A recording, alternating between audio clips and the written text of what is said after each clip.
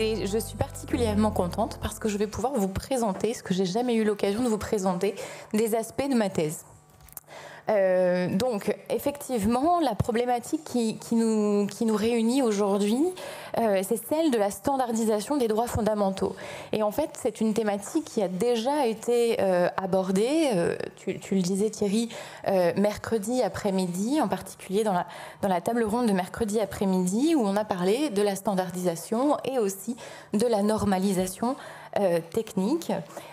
Le professeur Grigory Lefkovitch disait, par exemple, que la normalisation technique était un outil très largement employé, que ce soit pour la pizza ou pour des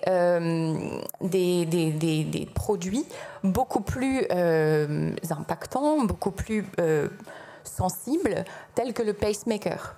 Et alors, on sentait lors de cette table ronde l'absence de consensus entre les parties prenantes, puisque la standardisation des systèmes d'IA, la normalisation technique des systèmes d'IA, semblait quand même toucher une corde sensible des juristes. Et je me suis posé la question de savoir pourquoi. Et en fait, je pense que la réponse est toute simple, c'est qu'il en va justement de nos droits fondamentaux. Et je crois que c'est ça la différence entre un pacemaker, aussi sensible soit-il, comme disait le professeur Lefkovitch, c'est un peu important, mais je pense que c'est ça la différence et le point de crispation. Et pourtant, on l'a vu, la normalisation privée est en marche. Et c'est quelque chose qui nous a été décrit à plusieurs reprises.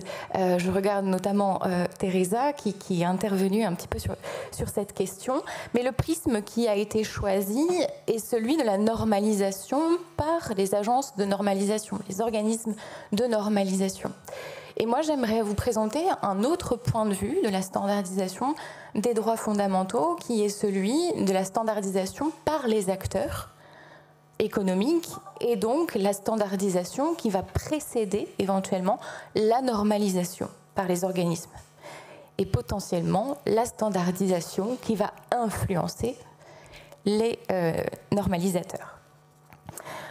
Alors pour ce faire, j'ai prévu de partir d'un exemple que je connais bien et c'est là que j'en référais à ma thèse puisque c'est celui des réseaux sociaux et de la liberté d'expression. Comment est-ce que les réseaux sociaux vont standardiser la liberté d'expression? Eh bien, en fait, c'est un double processus qui semble à l'œuvre. Un premier processus qui est celui de la contractualisation des droits fondamentaux. Et c'est le préalable nécessaire à l'automatisation de ces droits fondamentaux et donc à leur standardisation. Est-ce que vous me suivez jusque-là? Parfait. Alors, Laurence Bois a brillamment démontré que les normes techniques, et tu le rappelais à fort juste titre en bel hommage, que les normes techniques sont souvent perçues comme marginales et participent pourtant de manière tout à fait essentielle, je cite, à la construction des espaces juridiques et à leur défense dans un cadre économique globalisé. Or, les réseaux sociaux ne sont-ils pas aujourd'hui un exemple tout à fait significatif de ce qu'elle appelait des espaces juridiques dans un cadre économique globalisé. Donc ça fait sens finalement que ces normes techniques intègrent leur régulation mais aussi leur autorégulation. Et donc c'est dès le stade du contrat que l'on va arriver à cette standardisation, à l'utilisation de ces normes presque techniques, puisqu'en fait c'est l'acceptation des conditions générales d'utilisation. Quand vous allez sur Snapchat, TikTok, vous allez accepter les conditions générales d'utilisation qui elles-mêmes renvoient vers des règles de modération qui sont en réalité des règles du discours, des règles qui vont définir le périmètre de votre liberté d'expression sur l'interface du réseau social. Et donc, vous allez consentir à un aménagement de votre liberté d'expression. Ce qu'il faut savoir, c'est que nécessairement, ces définitions des règles de modération sont faites de manière arbitraire, discrétionnaire, sur des considérations qui appartiennent aux réseaux sociaux, telles que des considérations économiques. Et donc, elles vont s'émanciper très largement de ce que prévoit la loi et prévoir leur propre standard de liberté d'expression en définissant ce qui peut être dit, vu, lu, su, une formulation que j'aime beaucoup, dit, lu, vu, su à l'horizon du monde. Est-ce que vous me suivez jusque-là? Super. Et donc, la difficulté, c'est que de ce fait, on va abdiquer une partie de notre liberté d'expression. C'est ce qu'on appelle la renonciation contractuelle. La renonciation contractuelle, c'est quelque chose d'assez fréquent, en tout cas qui se démocratise. C'est quelque chose sur lequel la CJUE a déjà eu à se prononcer, la CEDH également. C'est quelque chose qu'elle accepte, qui est toléré.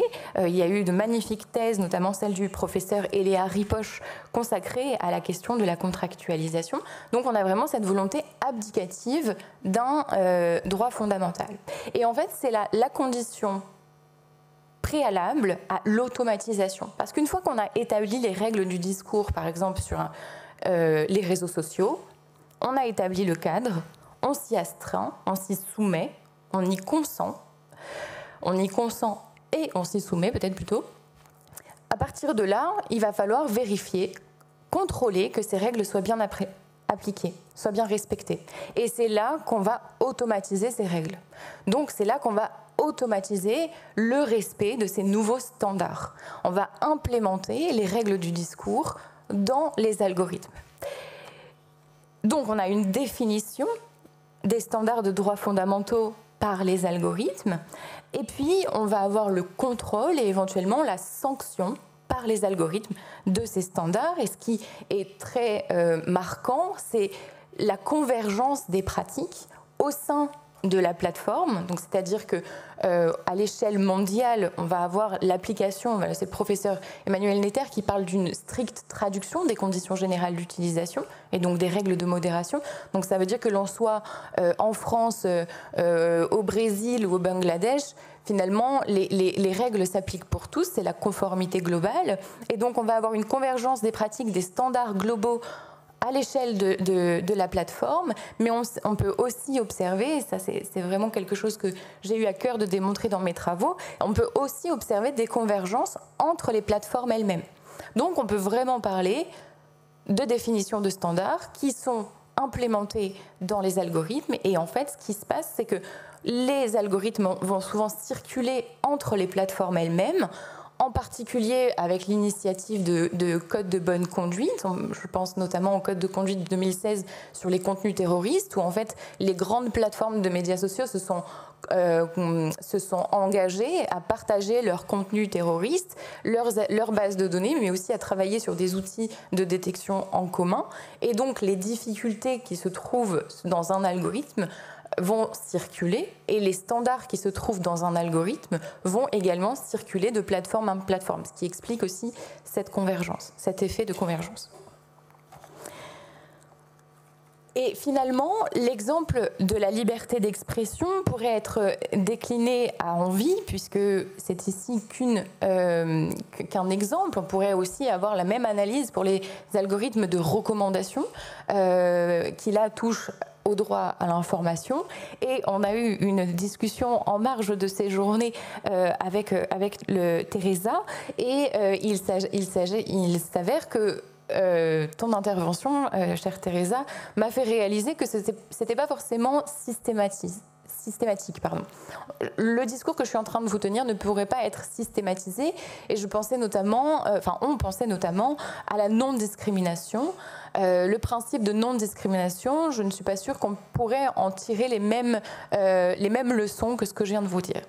En revanche, il y a quand même quelque chose qui m'apparaît comme un incontournable, un trait commun, c'est vraiment que les plateformes elles-mêmes, les acteurs eux-mêmes participent de la définition de ces standards, y compris des standards techniques, ou alors traduisent des standards juridiques en standards techniques.